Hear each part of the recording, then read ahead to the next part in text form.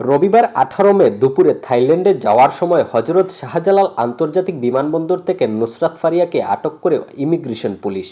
পরে ভাটেরা থানা পুলিশের কাছে হস্তান্তর করা হয়। প্রাথমিক জিজ্ঞাসাবাদ শেষে অভিনেত্রীকে ডিবি কার্যালয়ে নেওয়া হয়। বৈষম্য বিরোধী আন্দোলনের সময় ভাটেরা থানা এলাকায় শিক্ষার্থী হত্যা চেষ্টা মামলায় অভিনেত্রীকে গ্রেফতার দেখানো হয়েছে। সোমবার সকালে এ মামলার শুনানি শেষে অভিনেত্রীকে কারাগারে আটক রাখার আদেশ দেওয়া হয়েছে। নুসরাত ফারিয়াকে গ্রেফতারের পরে প্রশ্ন উঠেছে, বৈষম্য বিরোধী আন্দোলনের সময় কোথায় অবস্থান করছিলেন অভিনেত্রী?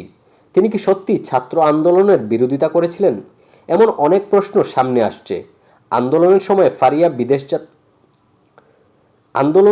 ফারিয়ার বিদেশযাত্রা ও অবস্থানের গুরুত্বপূর্ণ নথি হিসেবে পাওয়া গেছে Dhaka to Dubai to Canada ticket এবং রিটার্ন টিকিট। জানা গেছে ফারিয়া কানাডার উদ্দেশ্যে দেশ ছেড়েছেন 9 জুলাই 2024, দেশে ফেরেন 14 আগস্ট 2024।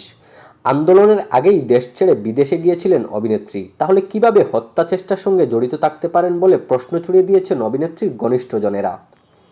ফারিয়ার একাধিক ঘনিষ্ঠজনের সঙ্গে কথা বলে জানা যায়, শেখ মুজিবুর রহমানের বায়োপিক মুজিব একটি জাতির রূপকার সিনেমায় অভিনয় ও এ সিনেমা নিয়ে তার বক্তব্যই মামলায় হয়তো নতুন রসদ জুগিয়েছে।